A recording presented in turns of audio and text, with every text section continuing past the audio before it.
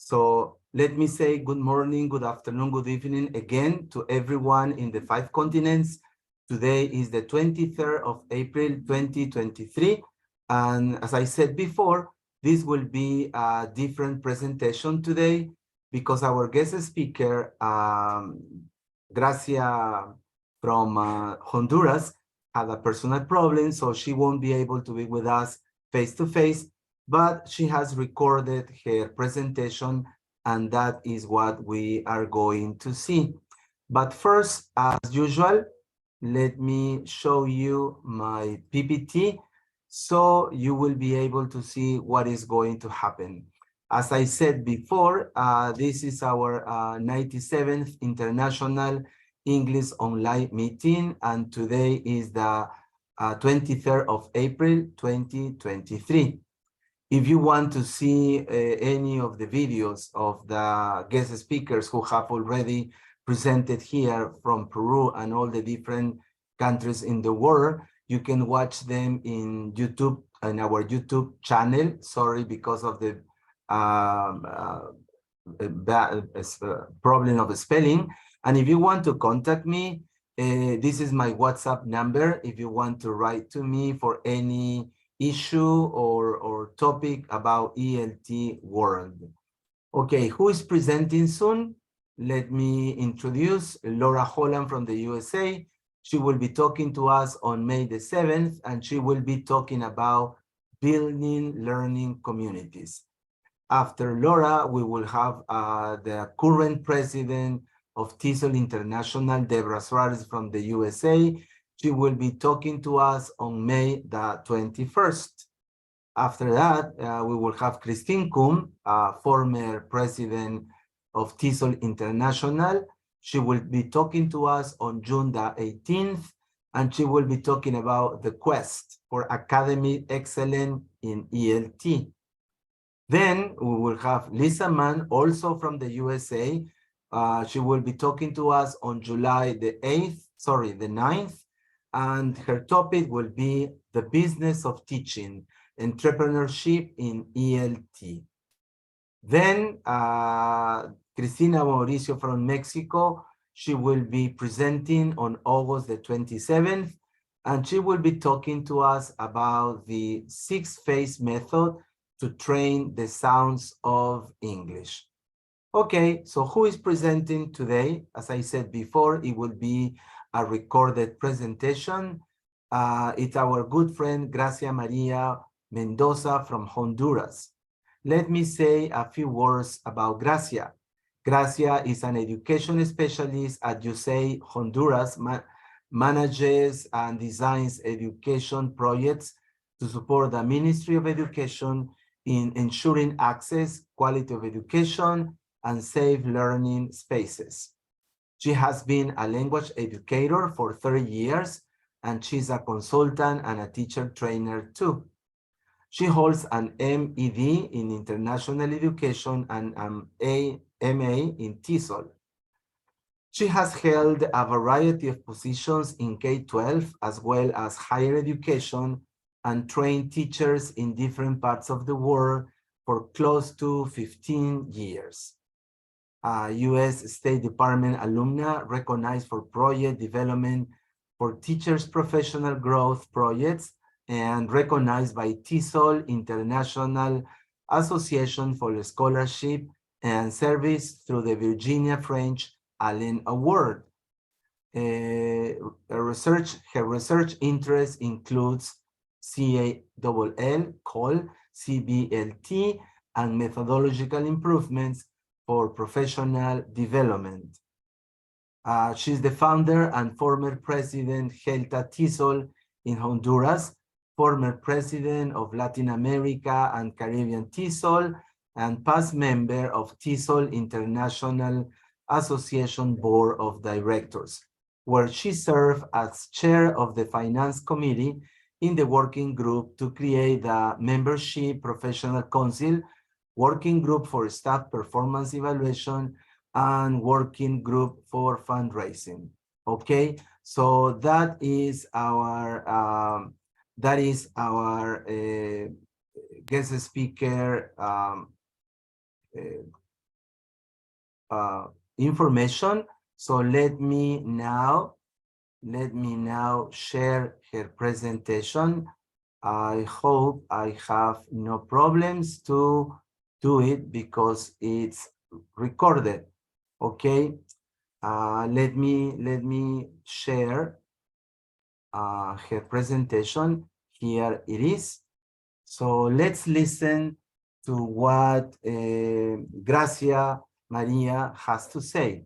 Okay, listen.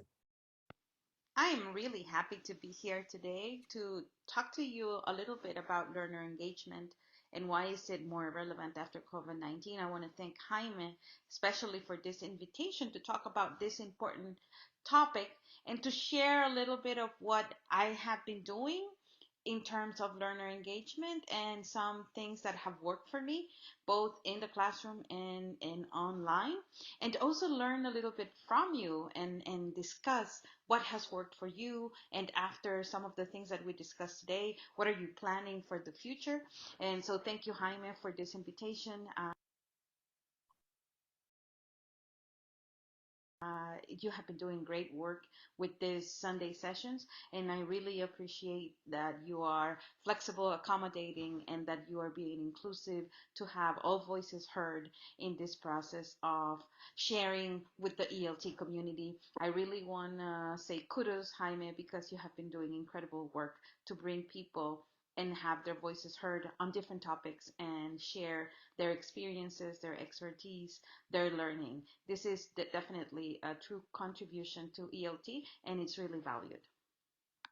Well, thank you so much, dear Gracia, and let me say good morning to Mary Scholl and Glenda Gallardo in Peru. Thank you, Mary Scholl and Glenda Gallardo, for being present. Where are you today, Mary?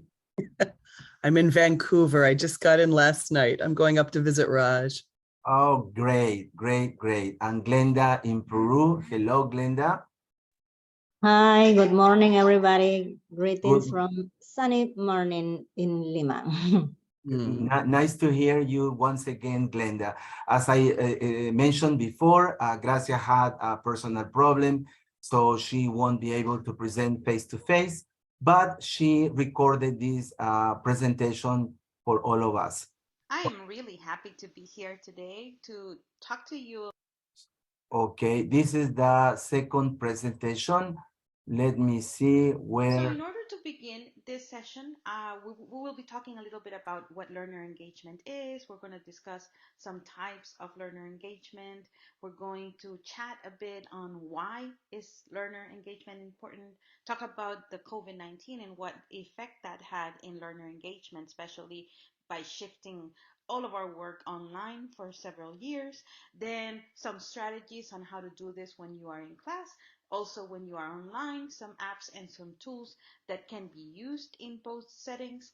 And we're going to be doing a little bit of discussion in small breakout rooms. We're also going to be using the chat, and we're going to be using towards the end a tool that can be helpful for you when you are working in your classes. Okay, so let's see what she has to say in the next slide. If anyone, Mary, Glenda, hello, Fillmore in the Philippines, wants to say something, just let me know, please. Let's begin and discuss a little bit this definition about learner engagement that Sarah Mercer included in her article in the Second Handbook of English Language Teaching, in which she discusses engagement and she describes it as that dynamic state where learners are actively thinking about, focusing on, and enjoying their language learning. And I like the fact that she says enjoying, right? Because in order for somebody to be engaged, they need to enjoy the work that they are doing in the classroom, in their professional lives, everywhere you are. If you really want to be engaged, you have to enjoy what you're doing. And then you're actively thinking, and then you're focusing on steps or work that you're doing. It is important, and I like what Sarah says in her article, that there are motivations that lead to engagement. And there are things that are inherent to learners, things that come from self that they need to feel in order to become engaged, and they are related to their competencies, how competent they are in the different tasks that they are going to be working with. Also, their sense of autonomy, how independent they can be, what are the opportunities for innovation and creativity, and how are those opportunities given to them in order to create original information or original tasks. And of course, facilitating and guiding processes to accomplish objectives, but leaving that space for independence that definitely contributes to the learners being long life learners and being independent long life learners. And she also mentions the importance of relatedness, how the topics, the themes, the activities, the work that we're doing in the classroom really resonate with the students. And this really has to do a lot with the context in which we're teaching. How does this support their identity? How does this support the context where we're teaching, whether it's a public school or a private school? How does it resonate with their family life, with their daily life, with their emotions, right? With what they are thinking, with their plans for the future. So it is very important that what we are doing is engaging in terms of things that the learners can relate with. And she also mentions in this chapter that it is important to reflect on motivation and how to best promote spaces in our classroom for that motivation to occur. She also focuses on thinking about the ambience that you create in your classroom, and that how you set up everything to happen in the classroom in a way that makes this positive learning happen, and make sure that learners understand that what is happening in there is for their benefit and that they really want to do this. Okay, is there anything you would like to add, Mary, Glenda, or Fillmore? I love this word of enjoying their language learning. I remember classes in Costa Rica, dear Mary, in your institute, and I guess something that students love about studying where you work is that we enjoy our learning, language learning experience. Anything to say about that, Mary, Glenda, or Fillmore?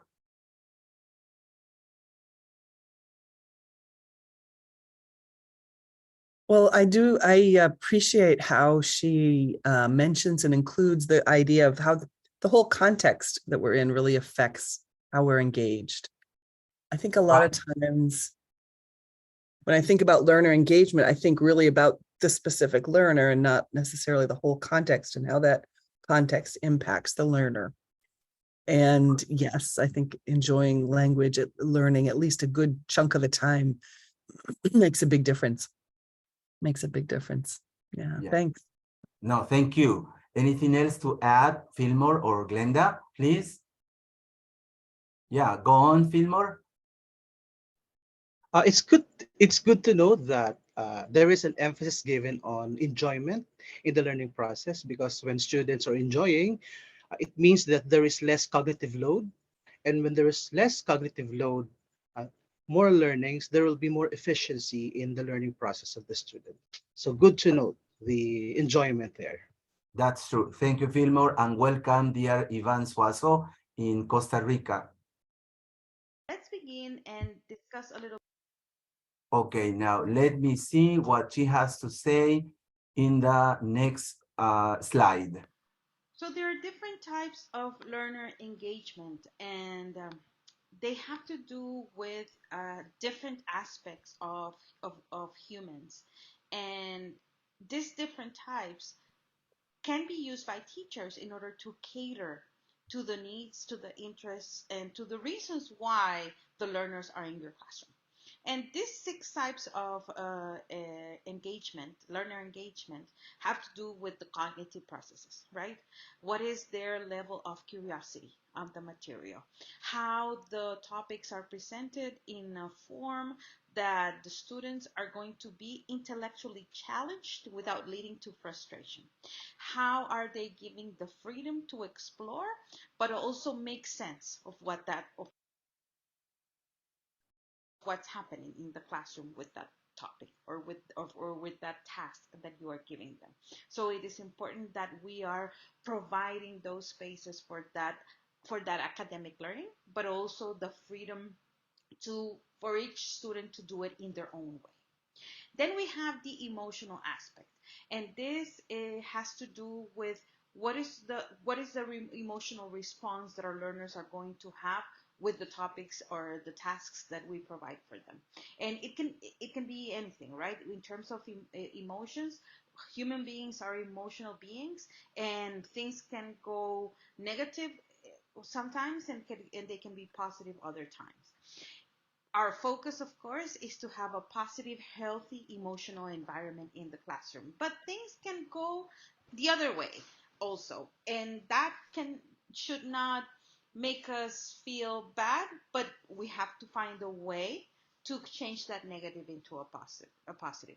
And one way that it's important to build that emotional engagement is to make sure that you are creating a safe space for learning.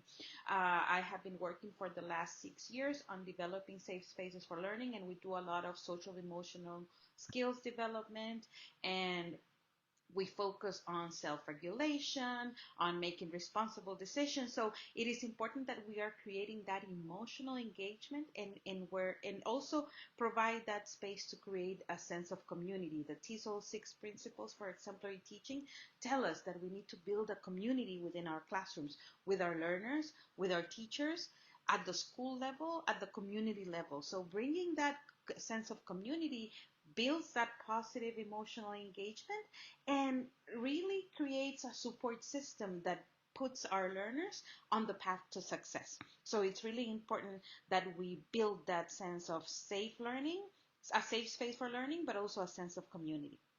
Another type of learner engagement is behavioral, and it has to do with the engagement in something specific that we're doing in the classroom. And it needs to be that ability of completing a task, focusing on the task, and also to follow the instructions of the task, that right? Those behaviors that we want to see in our learners.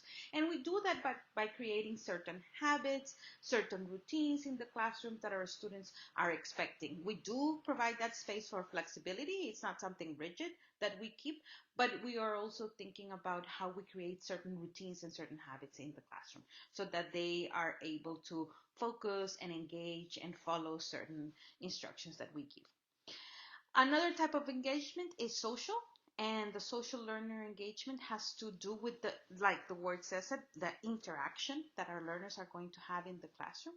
And there are many things that we can use both in person and online that can allow for that interaction. And we have apps that allow for collaboration. We have Google that lets us collaborate in different ways, and we're going to see it in this talk that we have today. Towards the end, we're going to have tools for collaboration, breakout rooms, or group work when we are in the classroom. Build that aspect of collaboration. Also using things like game-based learning or gamifying your sessions. That also works, and in building those interpersonal interactions in your classroom, and maximizes the potential of your students learning a lot from their peers and being able to share information and collaborate. There's also the physical engagement, right? We know that there are many learners that learn better when they are moving around, when they are interacting with others, and this is very connected to the social level of engagement. And sometimes we need to have brain breaks, right? There are moments in which our brain is tired. We need to have those brain breaks. We also need to stretch, get up from the seat, move around the classroom, go to different corners and do different tasks. Now with artificial intelligence, we have a lot of virtual reality tools that can help us with that. So doing different things with our bodies, because most of the time, most of the people don't like to be sitting down all the time, is really helpful for that physical engagement. And then finally, we have the cultural engagement, and it has to do with learning and developing, right? How do the work that we are doing in the classroom caters to those cultural aspects of your learners? How do we foster that intercultural communication, right? How do we foster support? How do we create those spaces where people collaborate more and create a culture where we respect others' perspectives, we are tolerant, we are inclusive of everybody, right? We let everybody's voice be heard. So those are ways in which we can promote that cultural engagement. So I think this is very important to keep in mind as we think about engagement, because it's not something that it's one thing that needs to happen. And just because one learner is focused on a task, it might not mean that they are completely focused. So these are things that we need to keep in mind as Okay, we are engaging with our students in the classroom or online, because sometimes we are still, in some cases, some people are still online.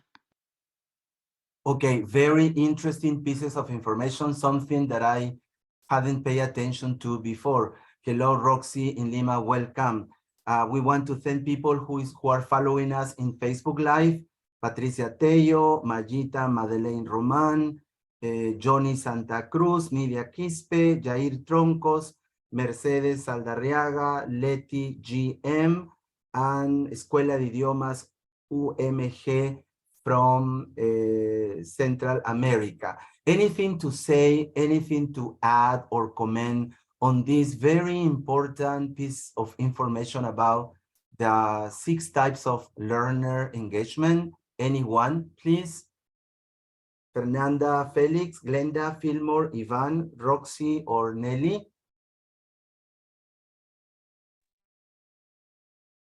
No, thank you. Where are you from, dear Fernanda, Felix? I'm from Brazil. From? Brazil. Brazil. Oh, welcome, dear Fernanda. Thank Anything to you. say? Something about this? Roxy, Fillmore, Fernanda, Mary, Ivan, Glenda, or Nelly?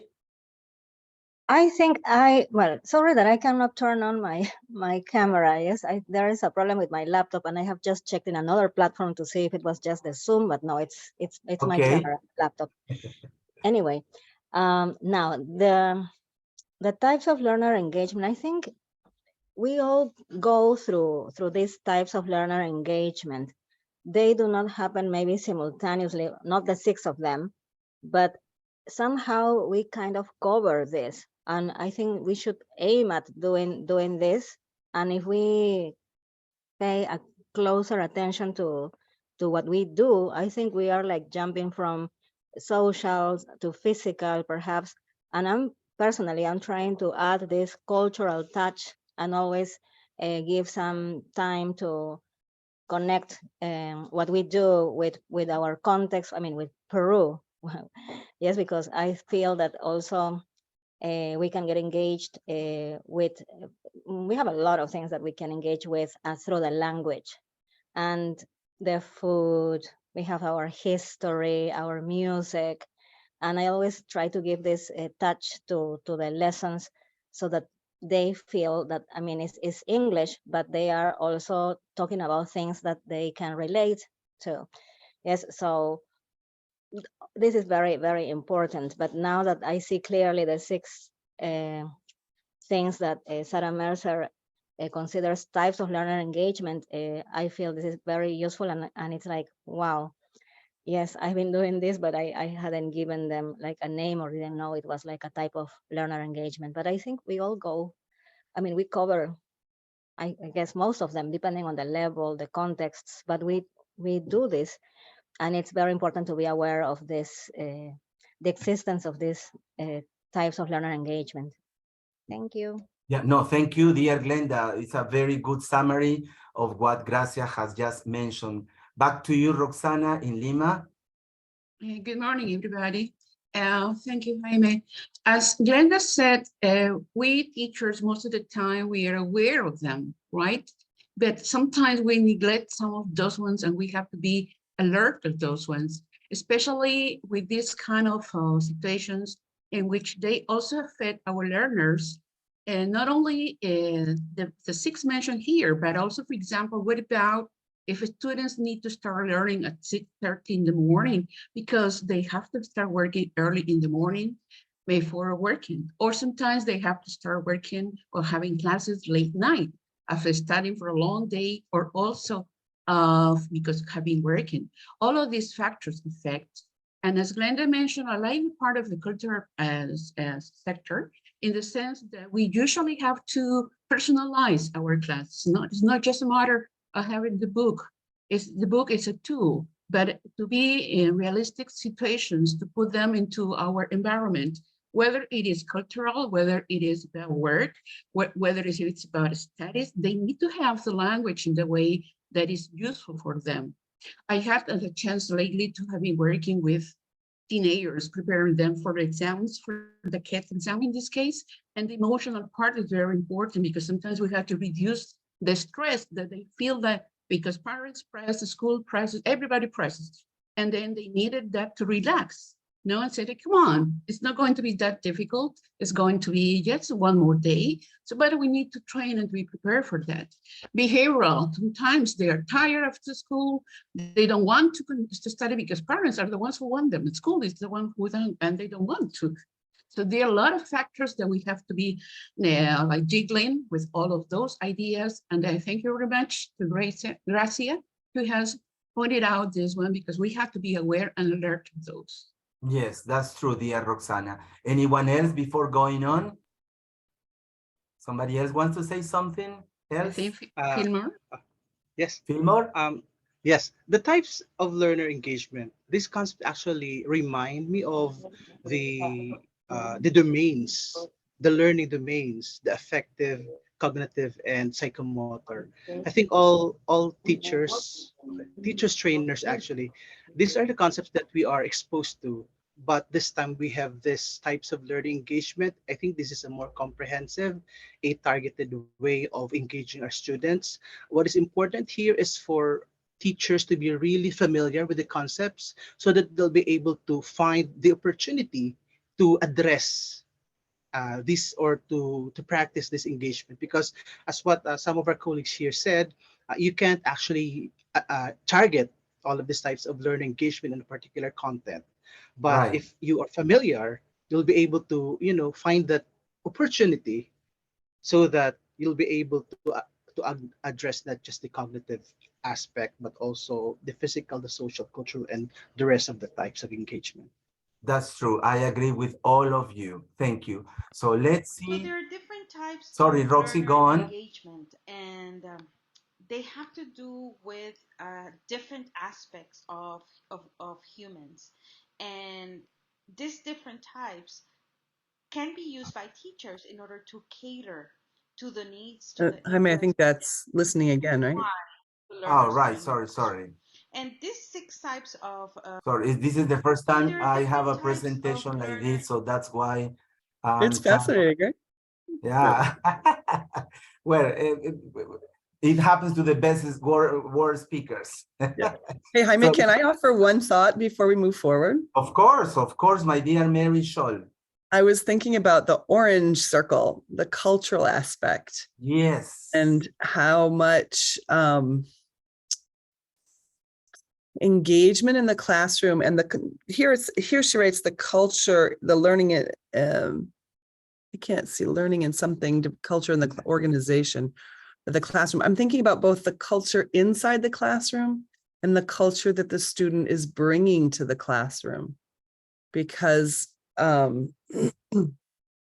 what I might envision as engagement based on my culture might be very different than what you envision as engagement in your culture. That's true. So it's a really rich opportunity to talk and learn from each other. I taught in Japan for 8 years. And so there, students might be really deep listeners. And that was high level engagement for them. Right. And so I really had to learn to work with that. And then if it was a speaking class, then I really had to also think about how I can develop a culture of more speaking in the classroom so that we could see that skill. I think it's an important one to to take into Yeah. consideration. I see Yvonne's hand raised. Let's pass it to Yvonne. Yeah, thank you. Back to you, Ivan. Oh, thank you. Good morning, everyone. Yeah, it's a great reminder of when lesson planning, I'm thinking about the type of engagements for students. So the idea of when I'm reading all these 6 different types of learners engagement is like, which ones am I bringing or co-creating opportunity for students to engage with each other, including the teacher. So it sounds like it's not today or for this task, it's only culture. For the next one, it's only social. It sounds like we can combine. So it's like when cooking, mixing all the condiments together, right? So for each task or the lessons or each stage of the lesson, which of these types of learning engagement I will be using? And then the purpose, right? What's the purpose of bringing this? There's a reading and there's a task for reading comprehension task. What is the type of engagement I'm bringing and using? So maybe I'm just thinking now out loud that I'm making a plan on the lesson plan template or the shopping list. I sometimes write for my lessons. I write next to, a symbol, S for social, P for physical, and C for culture. So here I'm bringing these 2 or 3 types of learner engagement on this task. So, and then the lesson, I see the variety of different co-creating with students, different opportunities for them to have different type of engagement when learning. Yeah, agree with you too, dear Ivan, and thank you everyone for your wonderful comments. So let's see now, why chat?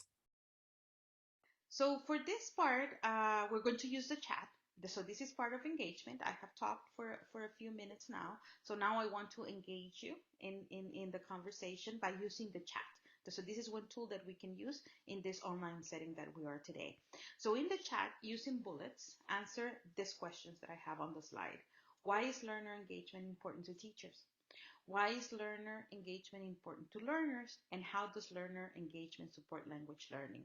We're going to give you around 5 minutes. After the 5 minutes, Jaime can read those and people can volunteer additional comments on your answers. But the intent is that you engage through the chat for this conversation and responding these questions so that we can find out why is learner engagement relevant to all those involved in the process of teaching and learning. So we're going to have 5 minutes for that, and write your bullets in the chat. Okay, thank you, dear Gracia. It sounds weird talking to the machine, but pretending that she's there, and I just love it. So anybody talking about artificial intelligence. So, so anybody who wants to express his or her opinion about why is learning engagement important to teachers? Anyone, please. Anybody wants to answer this question made by Gracia? Yeah, Roxy.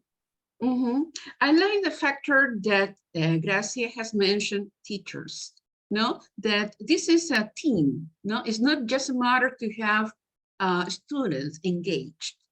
First we motivate, as we all know, and then we engage. And this motivation and this engagement comes at the moment we lose the interest of the students. Ivan mentioned, I agree partially. Why? Because it could be like, I plan to do some social engagement today, but I noticed that my students emotionally are low because they got some kind of problems. So I would have to put aside the social and then to start working on the emotional, because it's on the spot what I need to engage the students and to make them learn. And we teachers, as much as we are engaged and motivated for doing our task, everything, it will be reflected on our students. That's what I wanted to add. Thank you, dear Roxy. And the second question, if nobody else wants to answer, the first question is, why is learner engagement important to learners? Why is learner engagement important to learners? Mary, Fillmore, Nelly in Peru, Fernanda in Brazil, Fillmore in the Philippines. May I answer? I think I'm going to answer both 1 and 2.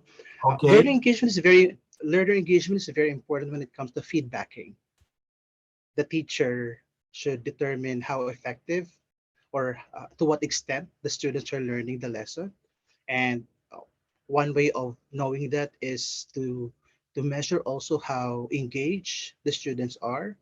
Okay. And similarly, once the students are engaged, they'd be able to, or the teacher will be able to pinpoint, okay, whatever it is that they are performing well, where they are performing well, what aspect of the lessons do they need to improve further. So that's the relevance of engagement, feedbacking. Okay, thank you. Anyone else, please? Fernanda, Nelly, Glenda, Ivan, Mary? Okay, let's go to the third question. And the third question is, how does learner engagement support language learning? I love this question. How does learner engagement support language learning? Anyone? Well, I think it's everything. It's Yes. just everything, right? So it's wherever our students' minds and hearts are, then that's where they're going to be. So we need to learn about that and then learn ways to connect with that. So I feel like it's just everything. Yeah, that's true. Anyone else? No? Okay, let's see what else Gracia has to say to us. So for this part, we're going. Okay, here it is. I can see where the Now let's talk about the COVID pandemic. okay. So the COVID pandemic, as we all know, created shifts in learning and teaching. And those shifts in learning and teaching are not going to disappear now that we are, quote unquote, back to in-person activities. There are many things that we're going to continue to incorporate in our teaching and that our learners are going to continue to incorporate in their learning. So it is important that we consider which are those things that we think are very relevant to keep and which are the things that we're going to adapt if we are back in person, or if we continue to be online, what are the things that we're going to improve from those shifts that we have made. So there has been a lot of learning for teachers worldwide because of COVID, and it influenced quick pivots and changes to our business as usual, right, in the classroom. So we didn't have the classroom to create the groups. We had to use breakout rooms, and that not always worked really well at the beginning. After a while, we started to get used to that. But then being on the screen all the time, that was tiring. I can tell you from the work that I do at USAID that we had a project that was working with over 500,000 learners in Honduras. And we had to make a shift to everything online in 1 week to make sure that children remain engaged in learning and connected to schools. That was very quick. We were prepared to do that because of how the work had been facilitated in that project, but it was difficult and it meant seeking strategies to keep the learners engaged, but to also bring the families into the picture to create that support for the learners. There was a lot of using, of course, the usual video conference platforms, but also a lot of WhatsApp, Facebook groups, Telegram, which were low bandwidth. There are many areas in Honduras where there's now not very good connectivity. Sometimes there are places where there's also no electricity, and then this creates challenges.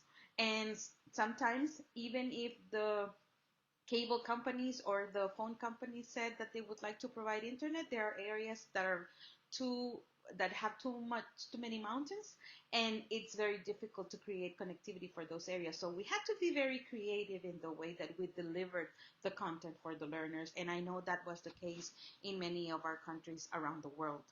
We also saw that the COVID pandemic heightened inequities that already existed and increased gaps that we already had.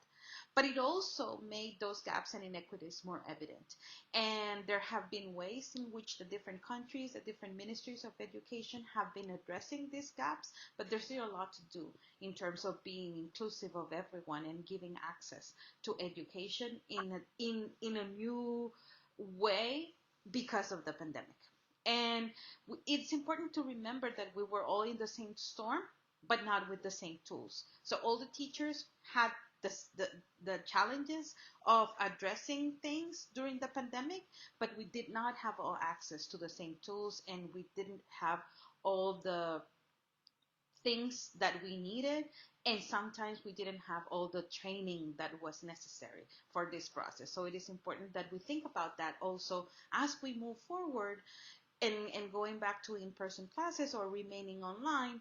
What are the things that the teachers need? What are the things that the learners need in order to be able to address those gaps, those needs, those inequities that they have in their own context? But just because the COVID pandemic is under control, it does not mean that those inequities, those gaps are not there. And we still need to think about them, and we still need to reflect about them. Okay, anyone wants to explain to me this or say something?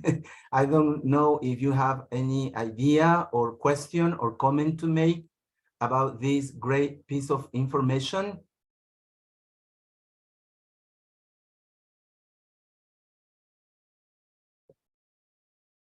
Well, I think it's a lot to think about. Yes. Yeah, because we went through a long a process of uncertainties, and I think we still have so many things unanswered. So it's time to reflect. Yes. For example, for you, Fernanda, in Brazil, what part of Brazil are you from? I'm from São Paulo, but I live in Belo Horizonte.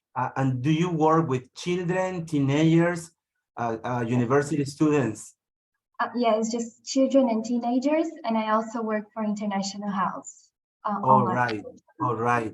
And what would you say that was the most difficult thing to deal with during, or no, after the pandemic in Brazil?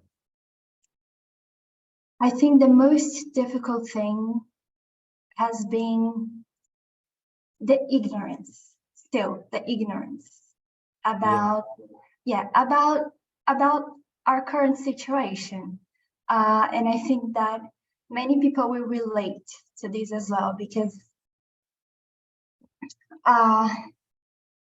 we suffered a lot, and we still do after the pandemic, but it's very easy to turn a blind eye to the things that are concerning. So it's really not about the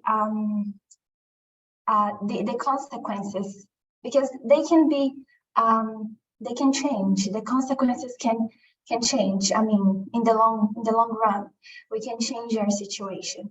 But how can we change our situation? How are we going to go about this? So this is how I see it. Yeah, that's the question. Thank you so much, dear Fernanda. Anyone else, please, who wants to say something else? Yeah, please, Roxy. I would say, adding to what Fernanda said, that different countries and areas in the country who have different conditions and realities. It's from our point of view, as teachers, we have to be flexible and adaptable. Whatever we have. Now this is something covered worldwide, because it's about the pandemic, after COVID-19. But we have been facing many times in different forms, I'm absolutely sure about that, with different gaps, lack of electricity, a large number of students. Sometimes we have classes with 30-something students or 40-something, and we have to make them talk, teenagers. Right. And that is something that is a gap. We have to adapt and to be flexible about it. And we have been facing this all our lives while we have been teaching. The important is to adapt to the situation, to be motivated to what we have to do, and flexible with the things that we have. Everything is cool, and everything can change all of a sudden without any anticipation. And we have to be prepared for that. Training and knowledge is very important as well. Yes, and also very patient and empathetic. Back to you, Fernanda. Yes, maybe I could give some examples, like since we're talking about learner interaction, I think that this has been a problem for decades, to be honest. Like, I think that the problem is that we don't talk about problems, and we should talk more about problems. So when I said ignorance, that's what I meant, because we usually tend to just, you know, when the pandemic was more or less over, we thought everything was back to normal. But in fact, we didn't stop to feel, you know, our emotions. We didn't stop to take some time and really breathe and feel the gap, you know, and accept it and accept what was happening. So I think that one of the things that help learning interaction in the classroom and everywhere outside of the classroom is tapping into our feelings and really understanding each other from that space of acceptance. So that's what I wanted to say. I agree with you, with your points and what you have said, Fernanda. And maybe I was thinking while I was listening to you that maybe you could give us a hand and prepare a presentation on your experience in Brazil, because you would be the first teacher from Brazil in our international meetings. We have had like 97 international meetings from all over the world, but no one from the great country from Brazil. So Wow. if you are interested, please contact me and I will answer to you immediately. Thank you Yeah, so much, dear Fernanda. absolutely. Thank you. Okay, and now breakout room. Okay, that's what we have been trying to do, but not in the breakout rooms. Okay, let's hear what she has to say to us. Now I'm going to ask Jaime to take us to a breakout room for 5 or 7 minutes. And in the breakout room, this is another form of engagement when we are online. I want you to take 5 to 7 minutes to discuss a little bit about what are the ways that you have used to engage your learners when you are in the classroom in person, but also when you have been online. What are the things that you have done? What have you experienced also in your own professional life? Or what are the things that you have heard others do? So it can be anything that you have done, what is your own experience, and also what you have heard from others. What are the things that they are doing to engage their learners and to become more engaged in teaching? So we're going to give you around 5 to 7 minutes, and Jaime is going to help us with that. After that, we're going to come back and share about your discussions. Yes, dear Gracia, your wishes are my commands. So this is a very interesting question, right? Glenda, Ivan, Mary, Fillmore, Nelly, Fernanda, Roxy, and all the people who are listening to us in Facebook Live. So what are the ways we engage our students, not only face-to-face, the most difficult thing, I guess, online. So anybody who wants to share his or her own experience, how you engage your students. Okay, can I? Thank you, Glenn. Of course, Glenda, come on. Thank you. Well, I realized that something that was important because we were online was very important to develop a sense of community. Yes, so something that I did was from the very beginning have like videos where my students could introduce themselves and share something. Apart from doing it with all the class, if it was online, I created like a forum where they had to share a short version of what they had done. So this was something very important because then they could get to know, because if I had 30 students, I couldn't like give them a time in my class so they could introduce themselves. But then when I created the forum, it was easier to watch the videos, to make a comment, and that way that felt like a classroom. We are working with real students. There is someone that has the same likings I have, and that was important and very, very useful. I think that's super. And then the breakout rooms, yes, working with breakout rooms and sending them to work and to have this touch that we have when we are face to face. And then something that I still work online, and I've been doing that for quite a while. And something that really works well is the Drive. I love using Drive, and I open a Word document, and then everybody participates simultaneously. And that feels like, okay, everybody's participating, everybody can see each other's names, and how they contribute to a document. So that way I created this environment and have everyone participate.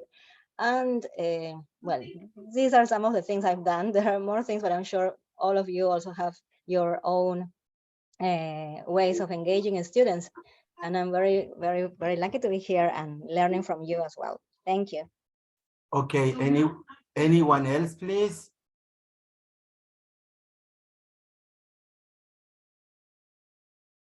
Hello? I think, Hello. Hello? Can Good you morning. hear? Can you listen?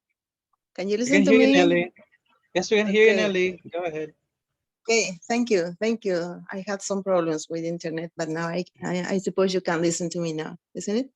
Okay. Thank you.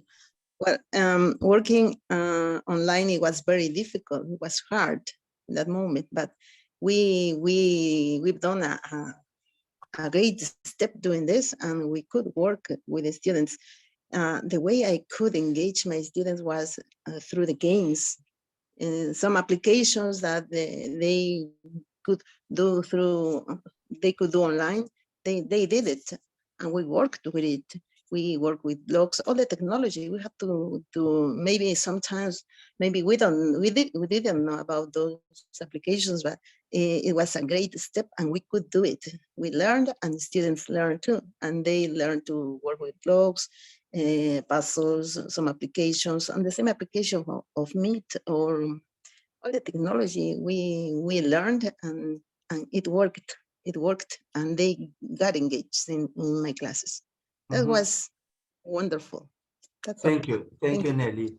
Anyone else? Okay. Jaime? Okay. Yeah, please, Roxy. Yes, just to simply add that probably all of us have been facing this from the very beginning, is us first. Now, in my case, I'm an immigrant to technology. I'm not a native technology, and I have to learn. First, it was my personal training, looking for different alternatives, different choices. If I use Zoom, or if I use Microsoft, or whatever, okay, decide. Then the hardest, because I work with adults, young adults and middle-aged adults, was to convince them that our classes are going to be the same or a lot better as they were presential. There was a gap there, a talk with our students, with our learners, to tell them. After being trained myself, it was train the students to tell them the path, how they have to get it, how to do it. Apart, as Nelly mentioned and Glenda, about all the apps that are very helpful and at hand, it was like a matter to choose which one, because we were overloaded with a lot of apps. So they said, okay, I'm going to do this, that, to organize. It works well. Okay, continue with this one. Doesn't work, I will do it the other one. It was a try and a do, and then to train myself, to train our students, and to see which of these apps work with the specific characteristics of my student. It was really, really challenging for us. It was really demanding. I think I worked a lot more than I worked with presential classes, because the way of concentration, the pace of the class had to be totally different. You know, in a classroom, you have a lot of factors, a lot of things that can help you. But in this case, it's just looking at the screen. Students got tired very easily. So we have to use an app for this, the visuals, the app for the kinesthetic, the apps for the auditive learners. So it was, well, my goodness, I felt myself overloaded at the beginning. And then I have to cool down to say, okay, show my students that it was easy, even though I felt it was not that easy, but I have to sell this idea, no? And then convince my students, don't worry, I'm going to help you. I'm here to give you the hand. But I was just learning some days before and then showing that everything was so easy. But okay, we are here. And as Glenda said, I continue having online classes. And I think this is a new reality I'm going to be facing, because now I have international classes. And then as we have today, connecting with people all around the world. And that's the good and the bad. No, this is the good, because we haven't had this terrible situation before. Jaime, you haven't created this. we wouldn't be able to be sharing and to learn, to be learning and to give us all this training ourselves. So that's the good part. Yeah, and exactly that was the reason why we started with these international meetings. I was 100% afraid because I didn't know what to do. I said, who is whom? Zoom, sorry, where is Zoom from? Does he speak English? Will he understand me? So we are still learning, dear Roxana. While Nelly was talking, I couldn't go back to my screen and I was in panic. And I said, Yeah, how am I going to go back to my presentation? So back to you, Fillmore. During the pandemic and until now, I actually used three considerations in picking what app to use. Number one, it should be cost friendly. At the beginning, I used Zoom, but my students would tell me, can we please use Google? Because it turns out Google requires less data and therefore more cost friendly. So aside from being cost friendly, it should be user friendly also. Uh, I would pick an app that students find more comfortable to use or more safe to use. So for instance, for our discussions after the class, I actually made a private Facebook group where they would post whatever they want. And it's just, the members of the class who would access those information and read those messages and comment on those messages. So they feel safe. And third would be mobile friendly because earlier, I think the previous slide mentioned that we are in the same storm, but we have different tools. So I understand that earlier during the pandemic that not everyone owns a laptop, not everyone has access to Wi-Fi. So whenever I attend a webinar on a particular app, I would always ask the question, is this mobile friendly? Because I may own a laptop or maybe a PC, but I'm not sure if all my students own one. In the Philippines, not everyone owns a laptop. So the apps should be accessed through the mobile phone, which most of our students commonly use also. So that's the three considerations I usually have. Yeah, thank you. Anyone else before we go on? We still got 5 or 4 more slides. Okay. Yeah, please, Ivan is Ivan. raising his hand. Thank you. Thank you, Fillmore. I have done a presentation titled Bringing the World into the Classroom before the pandemic, and I had read articles about how to do that. And with the pandemic, and I realized that the world I was trying to bring into the classroom wasn't the world of my students. I was bringing reality. I was bringing, like school items and things I got in bookstore or outlets and bring into the classroom. But that wasn't the world of my students. So with the pandemic, one thing that I experienced is the other way around, is the bringing the classroom in the room or the space of the students into the world, which is their own world. So, so for example, when I'm teaching, places in the house, rooms in the house. So instead of bringing pictures of, things, realia to the classroom, I ask students to show around and see the different rooms if they can do it, right? When teaching numbers, instead of bringing, like fancy things to say, I ask students to bring some beans or something they can use to count. That they can use things they have, with them. So it's bringing the classroom into the world. And this is the world of the students into the real world.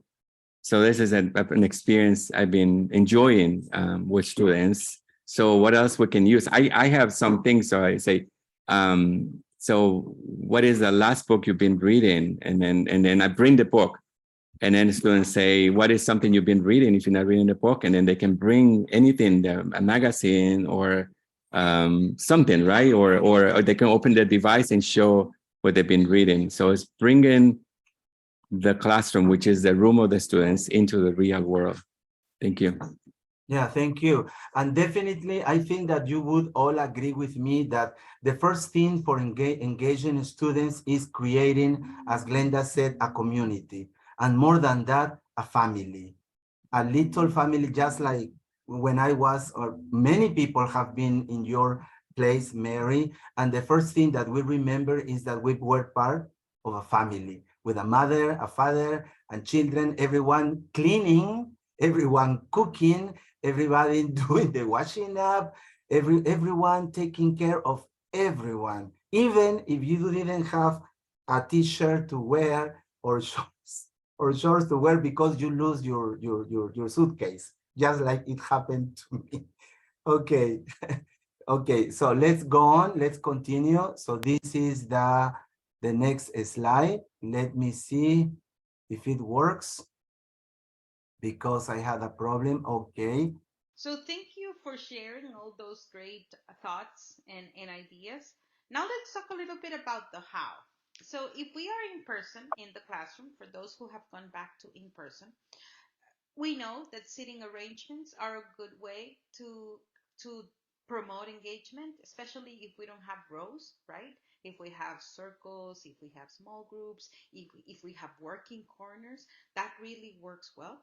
Also, using technology in the classroom is very important. I know many of the people here like to use technology, incorporate apps. With a group of colleagues, we developed for Electronic Village Online a session on how to use apps for learner engagement, both online and in the classroom. And it's really useful because it brings that technological side of our students, right? That we know our students have. Also using a lot of project-based, task-based, competency-based learning, context language integrated learning, other approaches to our work, to our teaching practice is really helpful because it allows us to have different ways, different approaches in which to motivate engagement and in which to appeal to what Sarah Merson was telling us in her chapter about relatedness, about motivation with the content, or about how to create that focus and that active thinking in the topics and the tasks that we are developing. So these are some ways in which we can promote engagement in the classroom. And of course, you are experts in this, and you can tell us a little bit more about which ways this engagement is created in the classroom. Yeah, I agree definitely with Gracia about sitting arrangements, apps and technology that Roxana was talking about, and the very famous PBL, TBL, CBL, CLIL, and other approaches. Anything to say about this or something else to add? Because first we were talking about the why, and now we are talking about the how. So any other idea, please?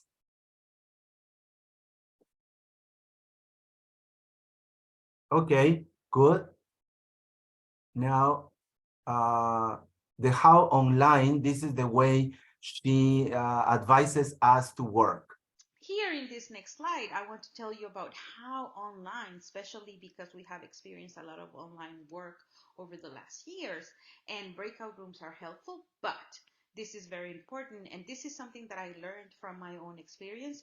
It's not something that can be abused because not all the learners like the breakout rooms. Also, something that happened and that I noticed when I was doing online or observations and even doing my own online teaching is that sometimes when the teacher goes into the breakout rooms to help, sometimes that can feel by the students as an invasion to their privacy and their conversation, similar to what happened when we are walking around the classroom in groups. But it's a little bit more subtle when we are in person than when we are in the breakout room online, because you suddenly appear or your picture or your name suddenly appears. So breakout rooms are a good way to engage, but they should not be abused. Then silent reading when we are online, also when we are in person, that is helpful because it lets people process in their own individual way, right? Silent listening as well. We can also do group reading online. We usually do it when we are in person, but group reading can be online and can be done in two ways. And I have done it in two ways when I have been doing teacher training or when I have been teaching master programs. We do group reading either in a breakout room or through a WhatsApp group. And people have their article that is saved into a Google Drive. They read the excerpts or they read their articles and they have a chat via WhatsApp, or they have a conversation in the breakout room, or They also have a small Facebook group where they can do that. So there are different strategies in which to have those conversations when we're doing group reading online. Same thing for group listening. They can listen to a video first individually, then as a group, do it in the breakout room, do it through WhatsApp, do it through Facebook groups. Telegram is also a very good tool for that. Skits or role plays. We have done skits and role plays online. I have tried those and they're very interesting. And what we do is we highlight the people that are participating and delivering their skit or their role play. That works really well. Sometimes I provide a template with the information. Sometimes I let them create their own scripts to share their skits. So it depends. And it can be done in Google Slides or it can be done in a regular Word document or Google Doc. And then whole group discussions, like for example, today we're having this whole group discussion. That also creates engagement. One thing that I found when teaching online and that I have found when teaching online is that activities should not exceed blocks of 15 to 20 minutes. That means every 15 to 20 minutes, we need to switch to a different activity. And that's because of the attention span, right? After 15 minutes, especially when you are online, after 15 minutes, and if you have a person lecturing too much, that gets a little bit boring and you disconnect. Automatically your brain disconnects. And depending on the personalities, that can happen even quicker. So what has worked for me, and I don't know if you have tried it, but if you haven't, maybe you want to try it, having activities in blocks of 15 to 20 minutes maximum. 15 is ideal. 20 minutes, if you need to go beyond the 15 minutes, is a good way to keep that level of engagement, especially when I'm doing teacher training online for more than 3 hours. This is especially useful. And when I'm teaching also, I have taught in master programs where I need to teach the whole morning on a Sunday, for example. So I'm changing activities every 15 minutes. That makes for the time to go by quicker than if I am giving a lecture for 30 to 45 minutes, for example. So keeping those activities shorter, it's really useful and really helpful for engagement when you are in an online context. And I think also when you are in an in-person context, that works as well. Yeah, something that I personally like about doing with my students online is Facebook, because I create a group in Facebook, and the students share all their videos, all their ideas and group work and etc. So why? Because this is, I guess, more fashionable for them. I don't know if you have any comment about this great ideas to work online: breakout rooms, silent reading, silent listening, group reading, group listening, skits, whole group discussions, and plan activities in blocks of 15 to 20 minutes. Anybody, please?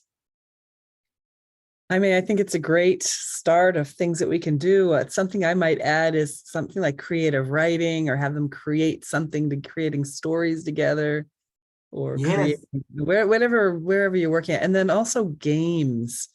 I think there's a Yes. lot of fun games that we can do that are really engaging online. So, and Yeah, games always work, and also songs. Yeah. Anyone else, please?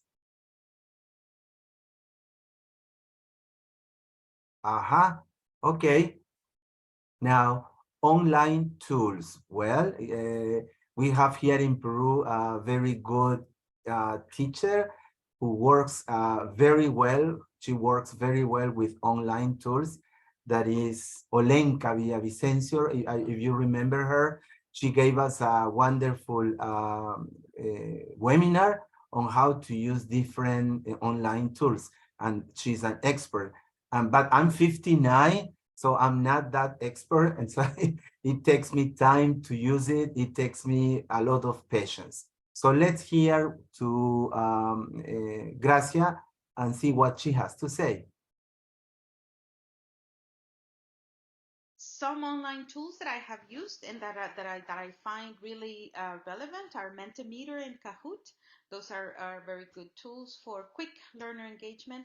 Using Padlet allows you to have, it can be used even for portfolios. I have used it in teacher training for the teachers to create their portfolio of what they learned during the teacher training session. Flipgrid, because it allows you to create videos. Nearpod is incredible because it gives you a library of ready-to-use content, but it's also content that you can customize to your own needs, and it gives you materials from preschool all the way to high school and some higher education materials. So they're really good. TED Talks, I imagine you're familiar with TED Talks. They have a site that is called TED. So they have the regular TED Talks that can be used as videos for listening and discussion, critical thinking, skills development, but they also have a site that they call TED that is used with, that has ready to use lessons, but also lessons that you can customize for your learners. So, and create questionnaires and create prompts for writing. So it's a very useful site that you can use. YouTube videos. YouTube can be used to develop speaking portfolios and also listening portfolios. I have used it with higher education undergraduate programs, and they are really effective because it helps learners boost their confidence in terms of speaking, which is usually one of the skills that they feel it's more difficult to develop. And then Facebook groups allows for that interaction in social media in different ways. When I introduced it and I wrote an article on how to use Facebook groups to develop language skills, when I did that with undergraduate students, this really developed a sense of community that we were talking about when we discussed the types of engagement, that cultural level of engagement, and creates a sense of community, creates a space that is safe for learning, but because it's in a group that is close where everybody has access, but they feel that they can openly talk about things and discuss things, and they are there with their peers and they feel that collaboration is possible. So Facebook groups is a good online tool to use. I used it when I was in person with my learners to expose them to the use of English outside of the classroom, because they only had 3 hours of 50-minute class hours during the week, and I needed them to practice English beyond that. So this was a very good tool to develop their language skills. Okay, is there any other online tool you would like to talk about that works well in your classes besides these ones?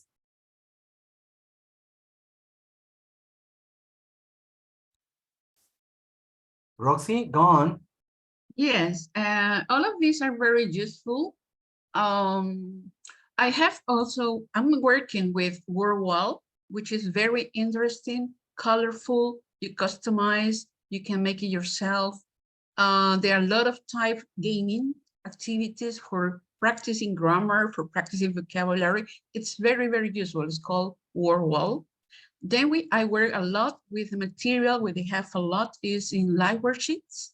I create workbooks for each group, and they have the chance to be assigned homework, and it corrects the system corrects it, and then you can make a feedback about after the correction. Another one that I use is Bamboozle, which is gaming again. It's sometimes good for groups or small groups, I would say. There are some free versions that have some limitations. If you want to have a great variety or more options, then you have to pay. But the free versions of all these three are very helpful. And more than using myself Facebook groups, I use WhatsApp groups, which is quite fast. It has great possibility to upload videos. It has great capacity. And most of the times when I'm working with this, I also create a WhatsApp group with the mothers of my students where who need to know what we are doing. I have to inform them. Wow. We are not having the meetings with the parents anymore. So I have to inform them we are doing this, we are doing that. The next class we are going to cover this and this and that. I send some pictures, I send some homework, or email when I have to send the feedback of the personally of each of my students, especially those ones who need some kind of help. So I had never thought I had never thought about having a group of WhatsApp for parents. You're talking about school students or university students? School students in this case. I'm giving some kind of support to Humboldt School in their preparation for the exams, and I need to be communicated with them. So I have a WhatsApp for the students and a WhatsApp group for the parents. And I guess you have to ask for permission, both Yes, students, of course. school. Yes, of course. Right. Yes. But very interesting. I love that idea. I will Yeah, tell. because we need to contact. Yes, definitely. Yeah. Yes. Okay. Anybody else? Thank you, Roxy. Okay, no one else.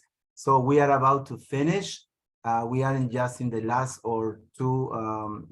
two slides. So let's listen now to keep in mind things to take away. Something to keep in mind is that the different tools or the different apps that are out there should be incorporated into your lessons in a way that is meaningful to your teaching, but that is also meaningful for learning.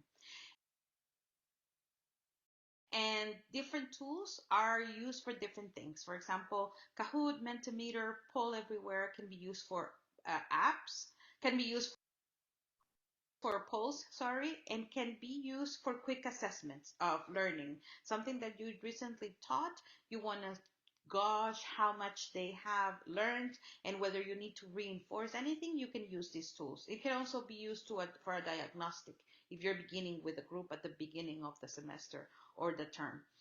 Then we have tools that are good for collaboration, like Padlet, Flipgrid, that allows you to record voice and also write comments, and also audio only. And then Padlet, that allows you to include videos, photos, and text.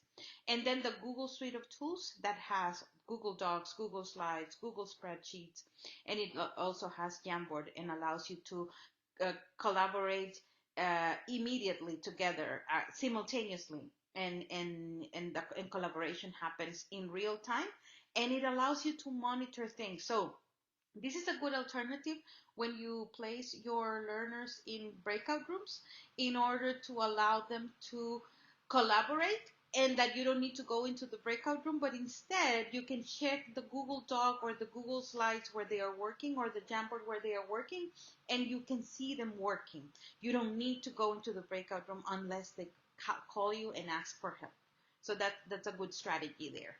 And then to engage learners, again, the Google suite of tools, learning management systems like Canva, like Moodle, and like Blackboard, that is usually part of universities, and Facebook groups, as I was mentioning. And then there are things for assessment that can be useful, like Nearpod, YouTube, also Google Docs for writing portfolios, Padlet for process portfolios, and then TED Talks that has those lessons that can be used for assessment as well, for writing, for developing critical thinking, for developing the responses that are academic or that are focused on specific topics. So these are some tools that you can keep in mind that have specific uses. You can adapt anything for anything that you want in the classroom.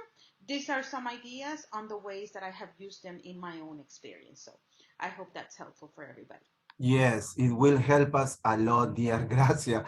I had never seen these 4 groups, and we can add more groups, maybe diagnostic, collaboration, engagement, and assessment. Something to say, dear Mary Scholl, in Canada, in Vancouver, Canada?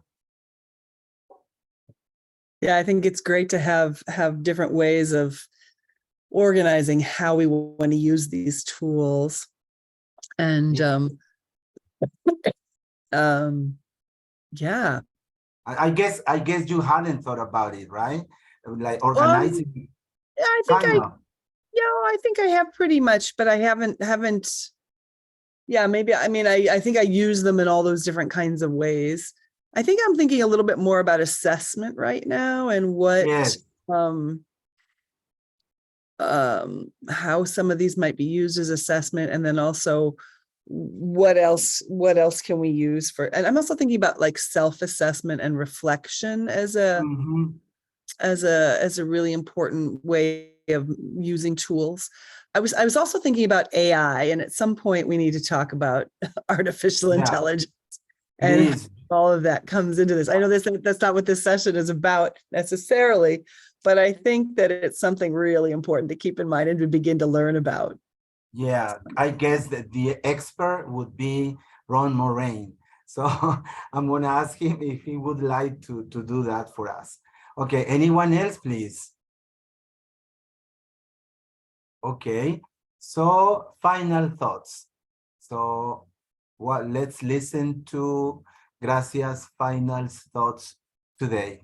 And then for our final thoughts, I hope that you have found this talk engaging and Yes. that you have had the chance to share your ideas and to learn a little bit and collaborate. So for our final thoughts, I'm going to ask Jaime to put this link on the chat so that everybody can go into the Jamboard, and then you can share your thoughts in writing on what you will be doing moving forward for learner engagement. Like what is one new thing that you will do moving forward, and which app do you think you want to incorporate or try out and explore to promote engagement? With apps, just remember that it is important for the teacher to explore it first, and in some cases you might need to create a tutorial for the learners to use. So keep that in mind when you're using that. So Jaime, if you can please share the link in the chat, and then after that you're going to be ready to share in the open discussion. Okay. And then for our final thoughts, I hope that. Okay, so let me see, okay, if I can copy it. Yes, can I? I guess yes, I can. Okay. And let me go to the chat and paste it. Okay. So there you are. So we can make our comments, and I'm sure that Gracia will be very happy to see our comments. So before we go on to our final ideas, our final thoughts, let me just remind everyone my thanks to everyone, especially to Gracia today. Let me be honest, I was really scared. I was really afraid of doing this presentation today because I didn't know how you were going to react, but because of your engagement, both cultural, sociable, and everything else, it's been a great presentation. So thank you, dear Gracia. I'm sure you will watch and listen to us later when you are free, because she had to do some job on a Sunday morning.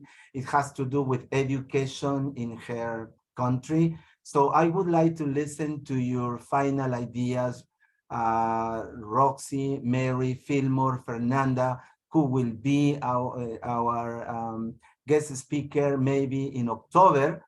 Okay, because we got guest speakers till August.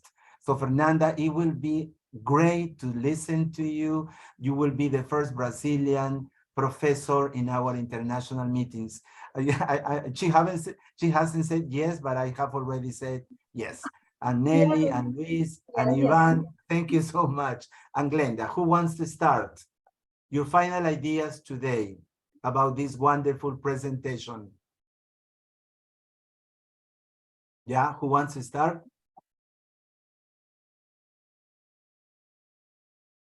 Come We're all on. shy. We're all shy. I'm almost at the end. I'll start. I think it was really great to both hear Gracia and hear everyone else's contributions. And I think learner engagement has always been something that's been so close to my heart. I feel like, I think about that saying, if I teach and the students don't learn, did I really teach? Yes. And I might have tried, but our work is so intimately linked to the students. And at the same time, when I teach, doesn't necessarily mean that the students are learning what I think they're learning, right? So we have this, I think, a traditional image there where we have a lot of control. and it's not really true. I think we have influence. And then I think my job is to be super curious about what's really happening inside the learner. Right. And in that, I think like, especially the different areas of learner engagement that she mentioned, and all of these different tools, I think my question is really like, how can I be curious and find out what really is happening for our learners? Then I can begin to understand what engagement is happening for them. And then where might I adapt or shift or change? So yeah, it was nice to revisit that this morning. And I look forward to hearing about what you all think. Yeah, please, anybody else? Yes, that's true. Teaching is not learning, and we don't know what's going on in those little heads and those big hearts and those wonderful souls of our students. That's true. Okay, anybody else, please? Hello, Luis Bermudez in Ecuador. Hi, hello. I wasn't saying anything because my neighbor loves tropical music, and just one moment ago he turned it off. No, there he is. Well, what I wanted to say is that, right, it's difficult to know, because some of them, when you finish explaining, you look at them and they smile at you because they want to be polite, but that doesn't mean that they learned. So Right. sometimes engagement is something that comes from you. So if they are not self-motivated from the very beginning, it's difficult to keep that level of motivation and engage them in the class. There are so many elements working in this, I don't know what to call it, in this process. But en fin. One thing I wanted to say, Mary, is that in my presentation, I'm going to talk about artificial intelligence. So so if you're interested, maybe we can talk that day. Thank you, Jaime, again for the invitation. So my topic touches a little bit of that. Artificial intelligence is a must. We all should be learning. We all should be learning because it's something new. It comes from November 2022, but it's already there and it's hidden. It's hidden every field of knowledge, and that includes education. Yeah, thank you, dear Luis. Anyone else? Please, Fillmore, Glenda, Ivan, Roxy, Nelly, Fernanda. Yes, Jaime, here, Roxana. Just wanted to say thank you, to express our gratitude to Grazzia, to give you this opportunity, Jaime, because this is the first time you have to do this, but now you know that we can do it, you can do it. And there is the thing, there are a lot of things that we are not prepared, and we are learning in the process. We are learning on the spot. And today you did something like that, the next time you're going to be an expertise. So that's part of the situation that we are living nowadays. We are facing, we are learning. When talking about what Mary and Luis mentioned, that how much our students learned and if they really learn or not, I think shouldn't be really an inquiry that we should have, because the process of learning is different in each individual. The period of learning is different, but there is an input. We are given the input. How much and how long they will take to express and to do it, it will depend on each one. But we are working on that. It's like a drop of water rising on the stone. It will make a mark. And sometimes we never know, all of a sudden, start expressing and start talking. It will take time. Remember this process of the brain, it takes time as we learn. Remember, I think some time ago I mentioned this, and I would like to refresh our memories about brain process, right? In the sense that when we are babies, it takes us months to say a word. And when some baby said, mom, dad, or simply no, there is a party time at home because everybody's happy and pleased because babies start talking. And it was not like how 8 months, 7 months, no, my baby is not learning, it's learning. Definitely, brain is absorbing all the information. There's only a matter when brains decide and the learner decide to express their ideas. So we are working well.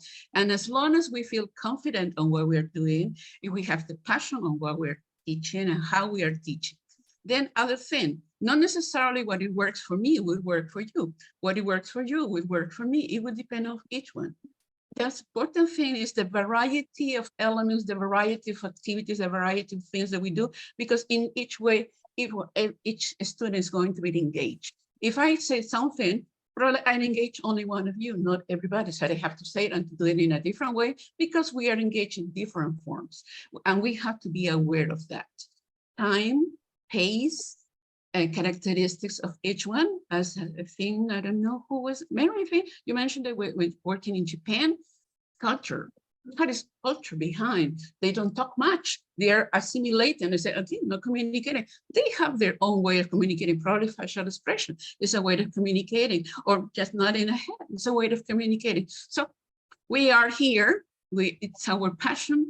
We are working on this. We are helping each other. We have created lots of communities, and we have to learn from all of us. Yes, silent periods and silent moments of the learning. Yes, the silent process is a period of learning as well. It will depend on each one, how we decide and how we range the sparkles and start expressing their own ideas.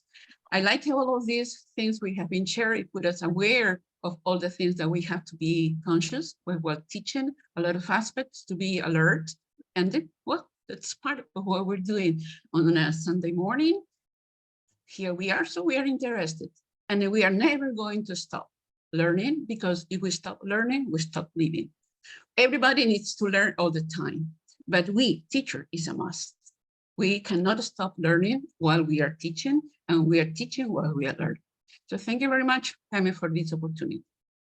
Thank you, Rosie. You were really inspired this morning, as usual. you summarize everything so easily and so cleverly. So thank you so much, dear Roxy. It's always nice to have you. My pleasure. Everyone else, but thank you. So then Fernanda, then Ivan, and then Glenda. Fernanda, you start. Yeah, so I just wanted to add, like, what she was saying about the baby. It just came to mind, planting seeds, that this is what we do as educators. And we can only plant the seeds, and then we take care of the seeds. We can bring good content, things that will give students something to think about in a good way, you know, not in a negative way. So consciously approaching the topics and not just giving them something to work with. You consciously do it. So I think that's how we can go about this. Yeah. Muito obrigado. Thank you so much. Gracias. Thank you so much. Ivan. Yeah, thank you. I just want to express gratitude to Grazzia for bringing this topic and using the recording, the audio. It sounds like it will use less datos, right? The internet. I don't need a strong connection to watch a video, right? So that's true. That's true. Yeah, it's just audio. And I was thinking of, after Mary shared her experience in Japan, I'm thinking about types of engagement students have in real life with their peers, with the community members, with the family members, classmates. So if I know what types of engagement they have, that would be my starting point. So I have a daughter, a teenage daughter, who talks about Japanese characters. She watches soap opera, she watches movies, she reads books, and all the time. So we talk about culture, she talks about Japanese culture. We talk about social life, and she talks about, everything is related to the characters. So she wants to, for birthday, she wants to get some characters, like a miniature or posters, or, or dress, or, like, that's interesting. So if I get to know what type of engagement students have, that will be my starting point to bring it into the classroom. And then I need to be aware of the reasons I need to bring different types of engagement to a classroom. So I have more of, right? But my starting point would be, if that's what students are, doing the most outside the classroom, I'm going to bring it into the classroom so they can feel that they heard, it's useful, it's interesting, and they want to be engaged in the activity. So thank you. Thank you, dear Ivan, and thank you for being here from time to time. I know that you and Mary are very busy people, And I want to thank you for that, for giving us some part of your time on a Sunday morning. Thank you, dear Ivan. And I promise to be with you in Costa Rica very soon, sooner than you think. God willing. Glenda, in Lima, Peru. Yes, well, apart from all the things that you have said, I just thought about being flexible, right? Because all this can happen if we are open and we are flexible enough to embrace these new things and then to make them possible, right? Because we can speak and say yeah, but then in practice, if we are not flexible and we are not open-minded, and this openness is key, I think. And like you today, you had to have the presentation and manage the group as if you were like co-presented with Grazzia in a way, and so you were flexible. And if you hadn't been like that, and you perhaps would have, this wouldn't have worked, and we just felt you and could contribute and do this together.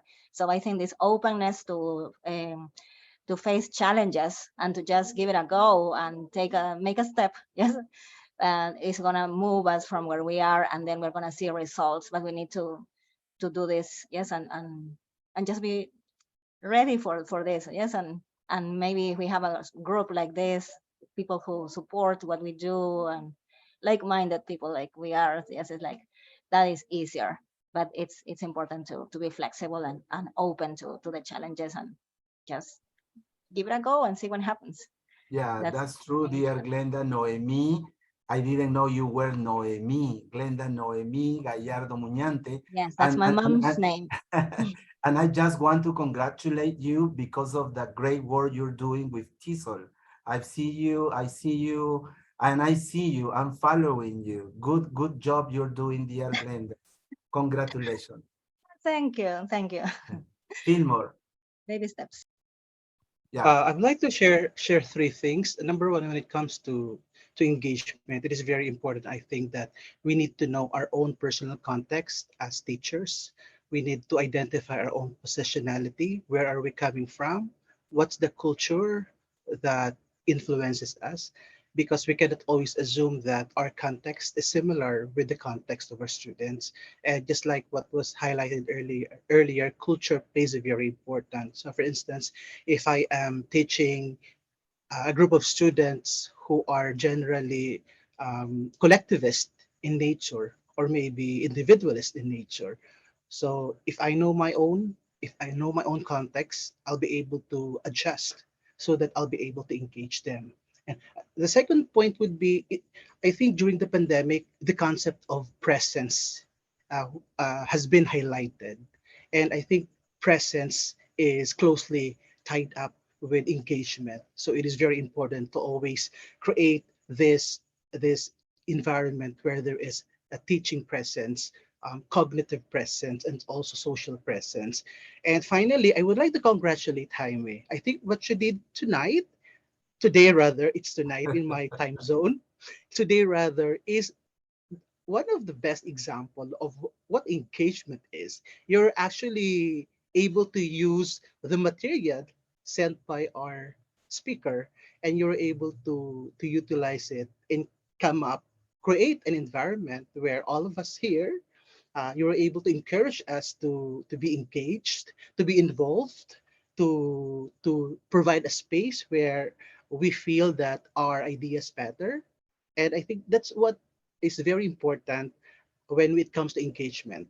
Let's make our students feel that your voice matter.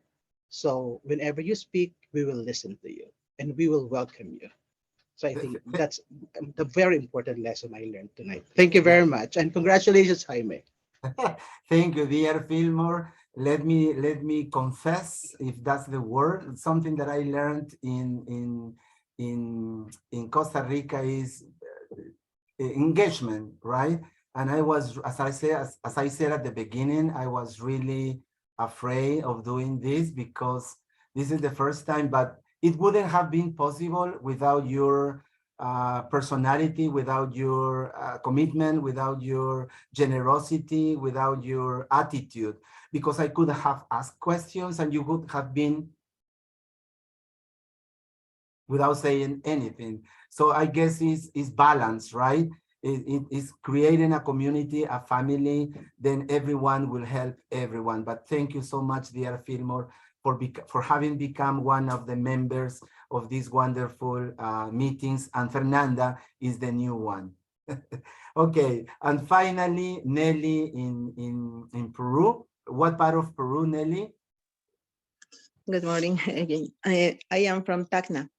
Ah, To the south of Peru. border with Chile. Chile, yes, yes. I am impressed. I want to thank you because you are all experienced teachers, and I am learning a lot. I am new in this kind of webinars, and I loved it. Really, I am really learning a lot in this topic. And today's topic was getting engaged. How can we get engaged students? And it was very interesting to listen to your experience. And I am learning a lot. I want to thank you, especially Teacher Jaime and all of you. Thank you very much. Thank you. That's all I have to say. And I am going to continue learning with you. Thank you. Thank you, dear Nelly. As Fillmore mentioned before, presence. Invite other people from Tacna, the heroic kid city, they call it, the brave city of Tacna. So invite other people to get together and have fun with all of us. Okay, before we say goodbye, let me remind you that on May the 7th, one Sunday before Mother's Day in Peru and some other countries in the world, Laura Holland will be talking about, wow, building learning communities. Why and how? So let's say a few words to Grazzia. Thank you so much, Grazzia, for your time, for your expertise. I know that you did it just on the right, without knowing that you had to travel. And thank you. We want to thank you for that. Anybody else who wants to say thanks to our guest speaker today, Grazzia, because she will be listening to us today. Thank you very much for doing this. Okay. So, Glenda. Thanks Yes. so much. Yes, thank you, Grazzia, because you're always very insightful and you have given us a very nice topic to discuss, and success in whatever you're doing. You're always very willing to share what you do, and I admire you and thank you for this, and everybody who participated here today. Yeah, that's true, Glenda. This is the first time I listened to Grazzia. I had heard so much about her, and I didn't know how professional and how generous she really is. So thank Grazzia. Anybody else? And we say goodbye. Or Yeah, I just want to say thank you too, and it's awesome to hear. I think Grazzia is pretty amazing at being in two places at once. Just want to say. And I don't know how she does that. I know, amazing. She's really beautiful to see all the amazing work she's doing. So, and Jaime, I want to thank you too. I think it's amazing that you stepped into the challenge and the unknown. Yeah. And leading this in this way. I think that's really beautiful too. And it shows us another way that we can use technology for engagement. Right. I'm thinking about doing that. So anytime I want somebody to present and he or she will be busy or traveling, okay, she or he can do that, right? 10 slides and record your voice. It would be beautiful if you have your face too, and it will help us a lot. So thank you, dear Roxy. Thank you, Mary Scholl. You are a very easy woman. Give some time. Say hello to Raj. You are in Canada. You will see her in a few minutes, I guess. Say in a few hours. Yeah, I can't wait. To the president of our of our group. And thank you, Fernanda in Brazil. See you next Sunday in May. Okay. Nelly, Ivan, Luis Bermudez, Glenda, and all the people who were listening and watching us in Facebook Live. Thank you, everyone. Goodbye. Have a great Sunday and see you in 2 weeks. Bye-bye. Bye. Thank you.